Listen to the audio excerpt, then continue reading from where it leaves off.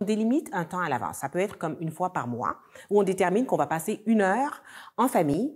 Et là, on va pouvoir échanger et parler à cœur ouvert. Donc là, il y a quand même une façon de procéder pour que ça se passe bien. La plupart du temps, on propose d'avoir un bâton de parole. On peut Mhm. utiliser n'importe quel objet. Et chaque personne a l'occasion de parler de ce dont elle veut parler. Donc, ça peut être des doléances, des choses qui vont pas bien, qu'elle aime pas au niveau de la famille ou tout ça. Ça peut être des choses qu'elle désire. Je voudrais avoir un chien, peu importe.